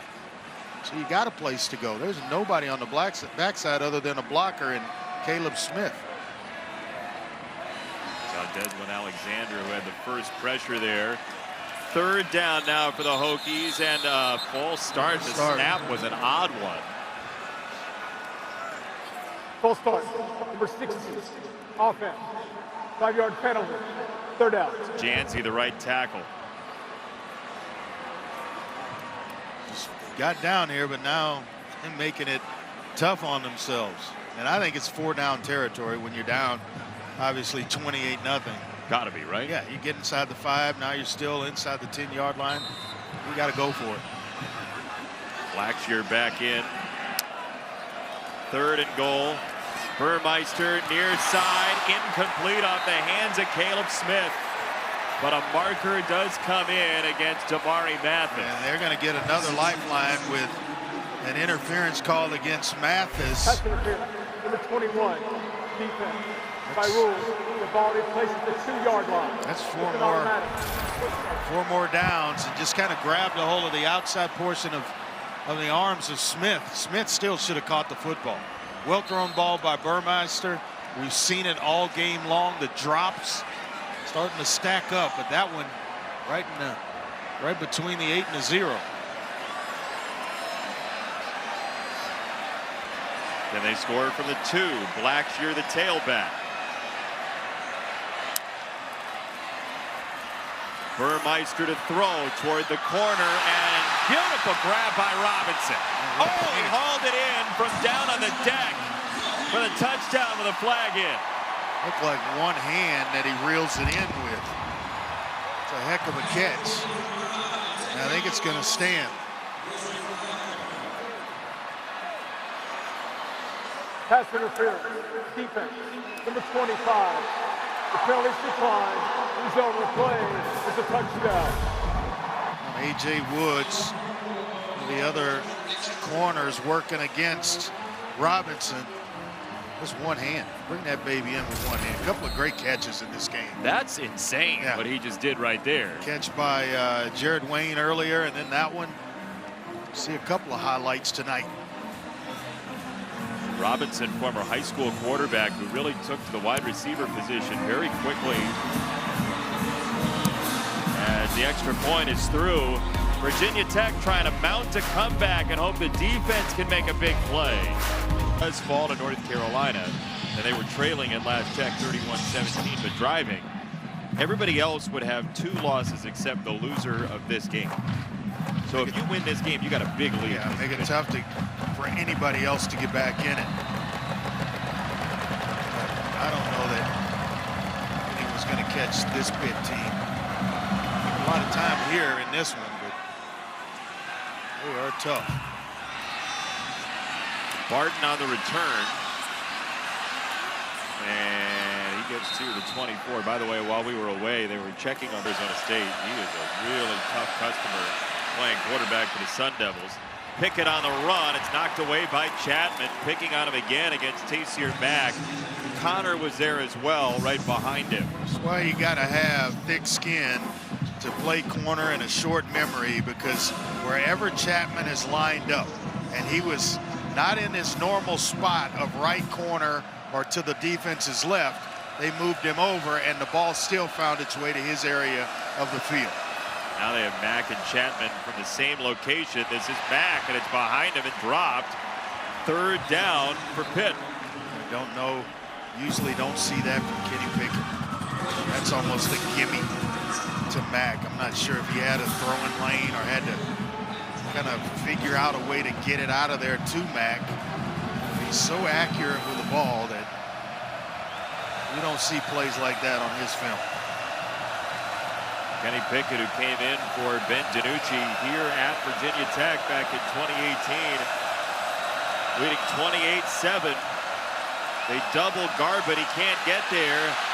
And now the Clemson transfer Williams does, and a flag comes in all the way back at the 18. Yeah, I think it's going to be a hold against Drexel, the center. Holding, number 60, offense. Half the distance to the goal. 3rd down. He had his hands full with Jordan Williams, one of those talented defensive tackles for Virginia Tech. Correction, the penalties decline. 4th down. They decline the penalty. Now look, this is exactly what you want if you're Justin Fuente. Yeah, score. You get off the field on a 3 and out. Not much time is off the clock because Pickett went out of bounds, and they're going to have some decent field position in which to start the drive and an opportunity to get closer in this game, one at a time. 28-7. Very windy day here in Blacksburg. We've seen it play tricks with punts all day long as Christodoulou boots it to Robinson. From the 29, Robinson gets swarmed. Adamitis, the long snapper, got down there to slice him. He got the first hit on Robinson. How about that? 28-7. Deep hit to Trey Turner. So Braxton Burmeister, who missed Turner just off his fingertips late in the game against Notre Dame, and said he was replaying it over and over again in his mind during the last week. Hit on that one as they go pump fake for Lofton, and Burmeister to run. He's got a crease and then some down to the 46 into the arms of Mathis. Kind of surprised it took this long to run Braxton Burmeister. Sims from Georgia Tech opened the game last week against Pitt, took advantage of their aggression and ran quarterback draw to the tune of about 23 yards to start the game. I thought Virginia Tech would get to it much sooner. They have not. Now Turner on the comeback. Turner down the sideline of the 41. Marquez Williams couldn't grasp him. Gain of 12. A nice job of throwing the football. The wind is down a little bit. Not quite blowing as hard as it was earlier in the game. And now, whichever end you're going towards, you can throw the football with some consistency.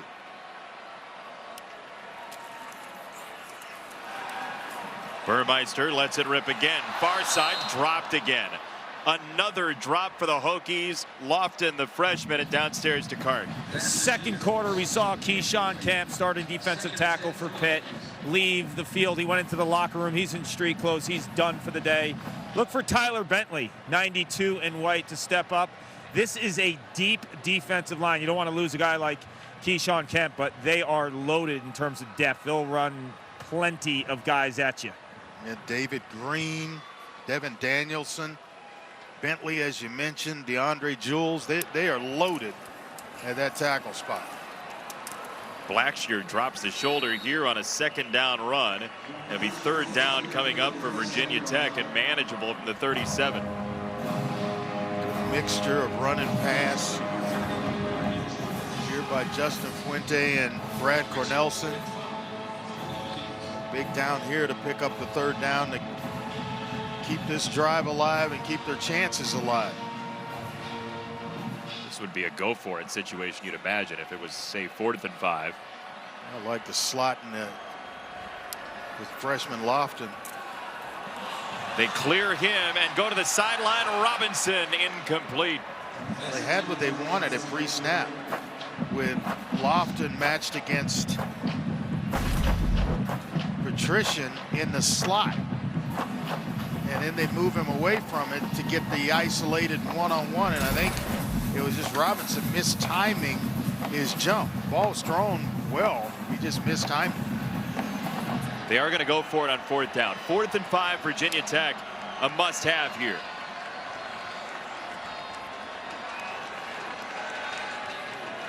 Got the look again with Patrician in space. Yep, in the slot.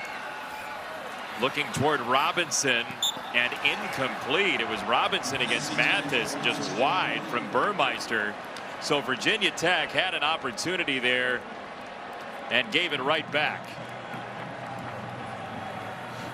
There's a hush, like an awkward hush that's come over Lane Stadium. So under 4 to go in the third, and we tell you that the NBA's 75th season tips off on Tuesday. Jason Tatum and the Celtics and the Kemba Walker revenge game against the Knicks, 7:30 Eastern time. Then 10 Eastern, Nikola Jokic, the reigning MVP, who is so fun to watch. It's like watching a 7-point turn, but a very skilled one with how slowly he moves and watches the game. He'll take on the Suns, who had that fantastic year last year. If you haven't seen Jokic play, he's a very cerebral guy, slow motion in the paint, but so highly skilled. How close is Murray to being back? He's on the way. Jamal Murray. And that's when they will get, that's when the Nuggets will turn the corner. Yeah, he just a gruesome injury against the Warriors last year as Davis goes right into Peoples and drives the pile to set up a third down and short for Pitt. You know, Andre, I know you coach a lot of hoops, and your son Z is an 11-year-old star. When you turn on NBA, who's the guy you want him playing like? Oh boy, that's a good one. They put me on the spot with that one. Just say Steph Curry. No, that's his guy. That's who he likes. But Pickett to Kroll, first down. He gave you a chance to think it over some more to the 42-yard line. I like a lot of unselfish guys, like, you know, that play defense and set screens and do the dirty work. Alex Caruso. And that's a good one. You go way back before then. It's, you know, a Rodman type that doesn't have to light it up in the scorers category, but you're making an imprint on the game. Davis down to the ground at the moment that Andre Ware said he wants his son to be like Dennis Rodman. No, I said play like Dennis Rodman. That's not what I heard. You should stand corrected when you say that. Don't put words in my mouth. The big cat can spin it, Dre. And I'm starting to see why he gets on your nerves. Hey, hey, Cart, my partner's not even looking at me right now. I'm to his left. He's looking to the right. It's like we're playing zone defense. I'm back up involved here. in this game. Yeah. Late third quarter, and they'll get to the 41 with Kenny Pickett. Tamari Connor with the hit. It's third down coming up. Andre, what's your call here on third down? This is me making amends. Yeah, it's been a while and a long while since they've gone to or checked the box of Jordan Addison. And sometimes you just got to keep those guys involved. So that's where I'm going if I'm picking, or I'm finding number 27. We got a flag coming in. So whoever's lined up with Amani Chapman on it. Number 4, offense. 5-yard penalty. 3rd down. Guess who was lined up on Chapman? It was Stovall. Yep, and he got He's trying to get him a little head start because he knew that he was going to be the primary in this play call. Got a little Arena League in there. Justin Fuente played himself in the Arena League for the Oklahoma team back in 01. He knows a lot of offense, got a lot of creative ideas. Unfortunately today, the drops won't let his offense get going. Defense needs a stop for the Hokies here. 3rd and 14 for Kenny Pickett. Williams was coming. Pickett had to cut it loose to Wayne, and they'll get to the 41. So it's going to be 4th and about 9. And a nice job by Chapman of stepping up and holding Wayne shy of the first down marker, well shy of it. But he can just about guarantee himself that that's where Pickett is going with the football on 3rd downs. Wherever 27 lines up, ball's going to find him. You said it. I don't know why more teams don't do that. Well, when a guy comes in for an injured player, he's been sitting most of the game, so he's not properly warmed up. Let's go at him. Maybe we you know, get him to tweak something too. I mean, that sounds bad, but that's how coaches and players think. I was going to say quarterbacks think like that too. No doubt. Chris Dedulu out of bounds to the sideline, and 13 seconds to go. Kevin Connors, what you got? Well, Jason, defense optional in Chapel Hill today. Golick, how about Tyler Van Dyke to Jalen Knighton? Jalen Knighton getting the bulk of the carries now in that backfield. Unfortunately, Cameron Harris left that game with injury, but Knighton explosive. Sam Howell has a pair of touchdown passes. The Tar Heels lead at 38-34. Guys, Kevin, I just looked. It was 31-17. Now they got 72 points. Wow. What's going on? And Purdue's pulled further away from Iowa. All right, 24-7 in that one. You were right. Maybe Iowa was overranked. Ooh, evil cackle late third quarter. No. We were talking about this, and I've told you, I felt like even with Alabama losing, that they were so good, so dominant, that they would fall from 1 to 2, and that would be about as far as they would fall. I thought it was crazy that they fell to 5. They'll probably climb back up. Virginia Tech still has some hope, down 3 scores, 15. Last trip when the Hokies took on North Carolina. A great man, Frank Beamer, who built this program to what it is today, as Burmeister keeps it, gets a block on the outside from Julius and has a first down. Burmeister across the 30-yard line, gain of 12. Some momentum for Virginia Tech with 15 minutes to go. And now you see why. You scratch your head wondering why they haven't run a BB3 on quarterback runs or called quarterback runs when last week's opponent had so much success doing it against this Pitt defense. I know the shoulder was a bit banged up coming in, but got to run it. Long pass to the sideline. That one floated on him. Through this wind that's still prevalent, Turner the intended target. It gusted it up the field. That ball was thrown outside of Turner, and then it ends up the field towards the first down marker. I know you're always looking for good days to go skydiving. This is Today not one of them. Not. I wouldn't do it. At least not in this area. Yeah, no. not today. Second down for Burmeister, the Oregon transfer on La Jolla Country Day in California. Puts his head down, and he gets met. Oh, Servassier Dennis just crumpled it. Always showing that versatility. They have lined him up everywhere. I mean, close to the line of scrimmage, and Burmeister peels right back into the long outstretched arms of Dennis. They're playing without Phil Campbell today, and Dennis has taken over with a team-high 8 tackles. And how about him staying with that play there, by the way? Third down for Virginia Tech. Burmeister to the sideline and incomplete for Caleb Smith. Well, you know you have a man outside. You got to work back to the football to help Burmeister out a little bit. To the studio, Kevin Connors and Golick. Hey, Jason, number 2 Iowa behind on all 3 scorecards right now, and goalie David Bell is just destroying them. He's been an absolute monster today. Came into this game as the Iowa killer, over 200 yards. 24-7, though. The Hawkeyes are marching, Jason.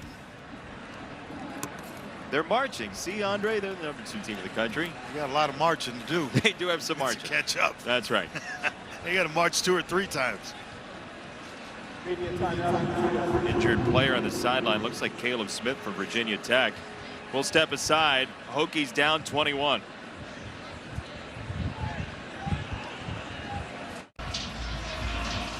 Caleb Smith down and injured on the Virginia Tech sideline. One of their top receivers. Came in with 12 catches this year. Smith, the redshirt sophomore out of the state of Virginia. And Virginia Tech will punt. Pitt's gotten a big stop here, early 4th quarter. Barton wanted to return it, and he slipped. So now the ball goes rolling inside the 10-yard line. And a fortunate situation for the Hokies, as this season, along with their contributions to universities' general scholarship funds for every field goal and extra point made, Allstate will also be donating to the American Red Cross to help with disaster relief efforts. Thank you, Allstate. So Kenny Pickett back onto the field for Pitt, one of the top quarterbacks in the country. Why is it, do you think, that he isn't being talked about Heisman-wise, coming in with 19 touchdowns and 1 pick? That's a great question, because, I mean, this is one of the more complete, and we were talking during the break, one of the more complete football teams, winning a lot of games this year. I think more and more as the season progresses, he's going to get the attention he deserves, but why as to now he hadn't is beyond me. Tailback Abanikanda with a marker down. Abanikanda driving to the 19. Marker was on the far side.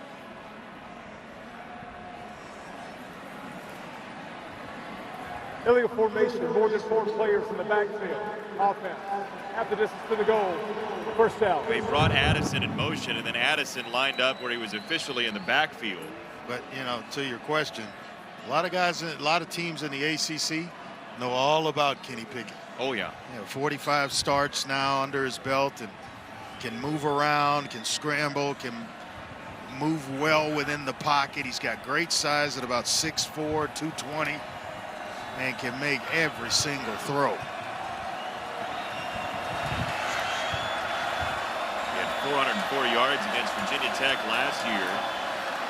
They'll run the counter again. Abanikanda gets to the outside and skates to about the 15-yard line. Cart, you talked to Kenny Pickett this week. What did you take away from your conversation with him? Well, I think he's a football junkie, as you see this nice run by Pitt. You know, he was coached by his father, Ken, who was a linebacker at Shippensburg. So he's got like that tough mentality. He also sees the game from 2 different perspectives. The Mark Whipple offensive mind, and his dad, Ken, who he still breaks down film with today. And he said there's a lot of similarities in conversations with his dad. So I think that's a calming presence for him, going from a defensive household to a head coach who's a defensive mind and an offensive coordinator in Mark Whipple, who is seeing the game at a different level. Well, look, Ken looks like a defensive player. Oh, yeah. I mean, come on. You want to disappoint that guy? Are you kidding me? No. Look at the neck roll, the stomach exposed. That is a bad man. I mean, if he's staring at you, Andrea. You're not feeling very good, are you? No. If that happens? No. Let me just get it out of my hands to somebody else quickly. 3rd down and 2 for Ken's son, Kenny.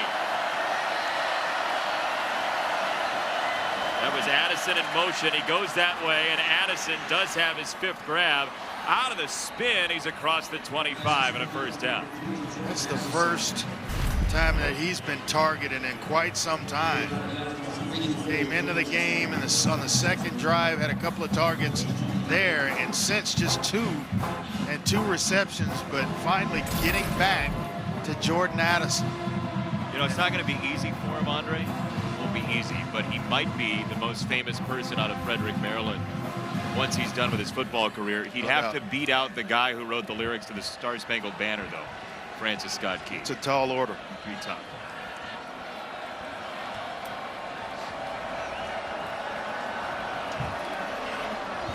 First down and a run for Pitt, and it's Abanikanda whirling to the 39-yard line. Man, does he take contact? Well, the patience as well. Hey, Dan Marino, Kenny Pickett, do the comparison shopping. It's actually pretty close, really close. Dan threw a lot of touchdown passes. Kenny's going to close that gap certainly by season's end, but this year has really been special. Now is in his third year with his offensive coordinator, Mark Whipple. Kark has talked about how special that relationship is, and I think it's really starting to show itself at the right time, the latter year or so of his Pitt career. Abanikanda again, keeping his feet somehow, just like a pinball off flippers for a gain of 17. Look like everybody's trying to strip the football rather than tackle the runner with it. You know he's fast, but just the patience he shows between the tackles. Nobody's tackling him. They're all trying to tackle the football and get the ball out of his hand.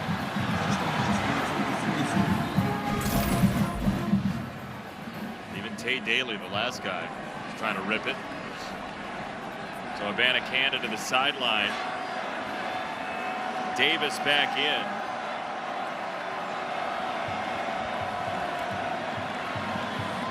Counter, and Davis with a running lane, and he's tripped up right around the line to gain. Why is it so important as a former quarterback yourself to have the same offensive coordinator for the years Kenny Pickett has? Yeah, because basically you're just building off what you've already learned, and rather than somebody new coming in having to learn new terminology. Even if it's the same offense and they have to learn it, it's called differently. So you never really develop that rapport between quarterback and offensive coordinator or play caller for that matter. But you can build from a foundation when you have Mark Whipple come in and he's there year 2 and now year 3. You're starting to see why that's so beneficial to a guy like Kenny Pickett.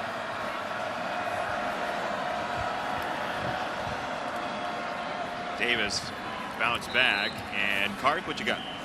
Yeah, the routine alone, Jason and Andre, too. Like, how many quarterbacks do we see between plays walk over to their offensive coordinator, right?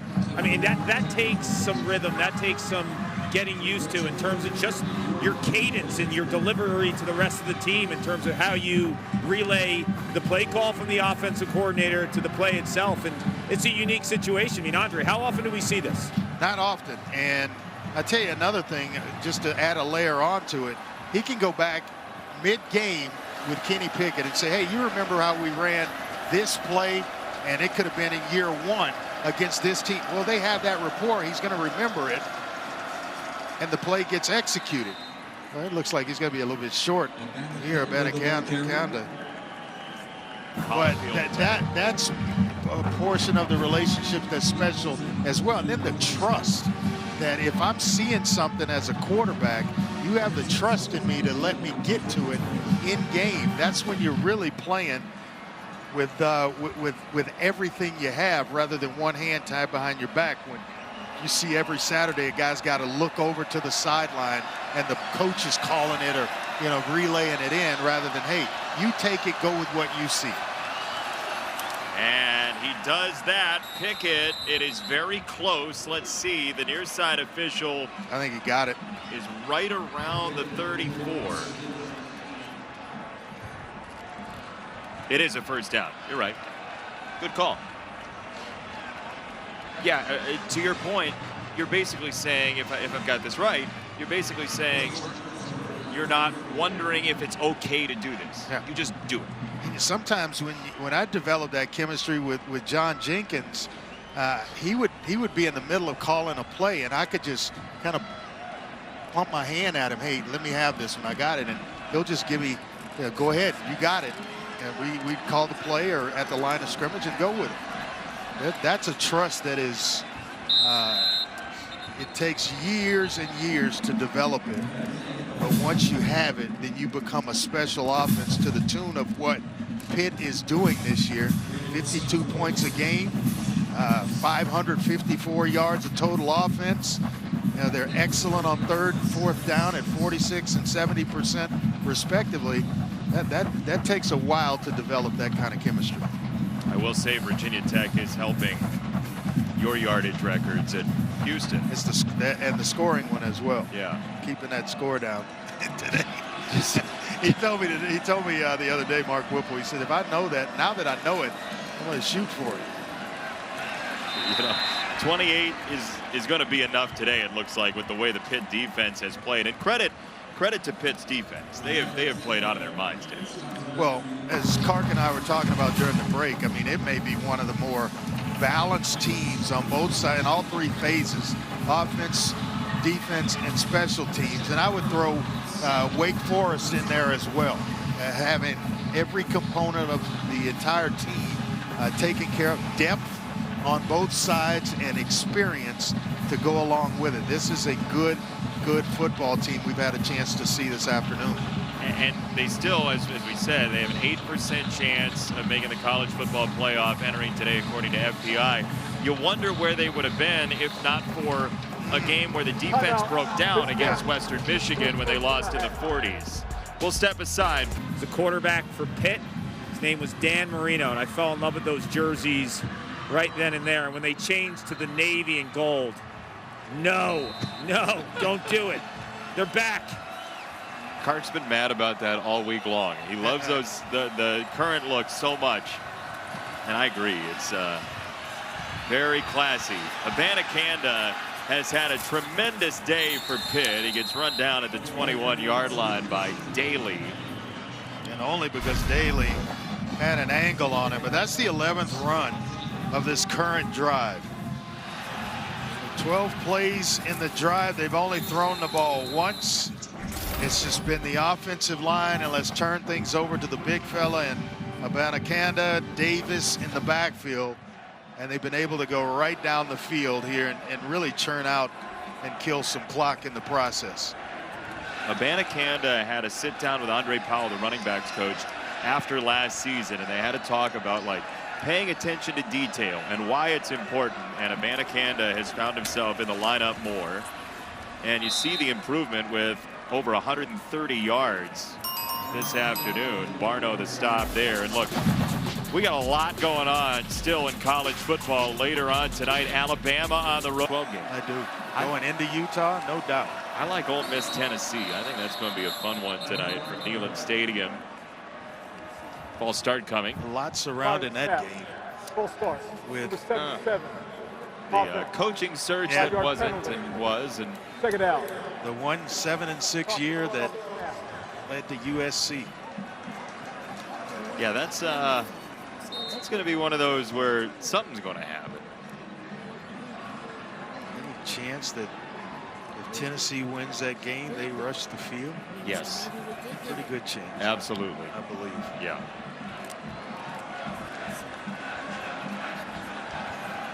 Second down for Pitt. This was a 7-point game with 6 minutes to go in the first half, and Pitt has expanded the lead to 28-7. This is the first weekend we've had college football where we've been somewhere where it feels like fall is coming. Clark dodged the rain today. It rained earlier today. Clark was in big trouble because he didn't bring his rain gear. Yeah, and I hear the guy up in the booth, Andre Ware. He lives in Houston. He played in the Dome, and he's complaining upstairs in a nice, cozy, comfortable, warm booth. I'm cold. It's far from warm up here. Trust me. But you're right. I know you got it a little bit worse than we have it. Yeah, the big cat's used to it, though. He's from the Windy City. Yeah, look, I'm a hardy young man. Third down. This is an over 10-minute drive for the Pittsburgh Panthers. Abanikanda got a block on the outside from Wayne. How about Wayne with a 21-point game, still engaged in blocking on the sideline with under 3 to go?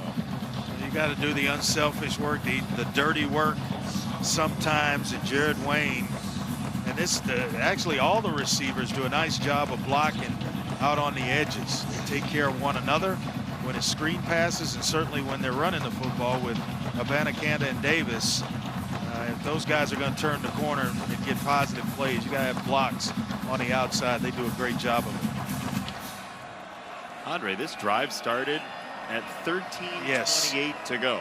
Eating up a bunch of time. Kenny Pickett down the middle and incomplete. He wanted Addison. Like Addison just missed time to jump a little bit there. So we'll step aside. 2 minutes to go in the fourth quarter. Andre's going to give Pitt by 21. Yeah, just a lot of time to throw the football. The offensive line doing a heck of a job for Kenny Pickett throughout this game. Kind of got the scoring started because of nice blocking up front. Virginia Tech on the run. Malachi Thomas on the carry. Knox Kadum is in, redshirt freshman out of Rome, Georgia. Look, Pitt at this point with this win today, they are the favorite in the ACC, the best chance of a team to make the college football playoff. Yeah, and I think arguably the more complete team in the ACC right now. It'll be very interesting to see who ends up coming from the other division with Wake Forest 4-0 in the league at this point. That would be a fun ACC championship game to watch, both Pitt and Wake. A lot of people still sleeping on Wake. Yep. But they have got a ton of experience, efficient offense, and they are deep on defense. Carolina's up 11 right now on Miami. North Carolina up 45-34. So if Miami loses, everybody in the Coastal, other than Pitt and Virginia Tech, would have 2 losses at least. Malachi Thomas across the 35. Now, if you're Virginia Tech, where are you at this point? 3-3, 1-1 in the ACC. What are the Hokies? Would be the question that I have. NC State, Boston College tonight on ACC Network. If you don't have it, go to getaccn.com for instant access. What are the Hokies, Andre? Yeah, I mean, what's the old saying from Bill Parcells? You are what your record says you are. It's, you know, they've got to get some guys back healthy, find an identity offensively that will allow them to do what they need to do in games, especially early. And the drops certainly have to stop, because, you know, those are just drive killers, especially when it's third down. 84 yards on the ground, and a good chunk of that has come on this drive as Pitt puts away Virginia Tech. The Pitt defense was outstanding. Kenny Pickett threw 2 and ran for 1. 28-7 your final score. Pitt absolutely in the driver's seat in the Coastal at this point with that young man at the steering wheel. So we say farewell from Blacksburg. 28-7 the final score. For Andre Ware, for Paul Carcaterra, our entire crew, I'm Jason Benetti. We thank you for watching. Coming up, more college football in the Big 12. Iowa State to the Little Apple to take on Kansas State. But first, back to the studio. Kevin Connors, take it away.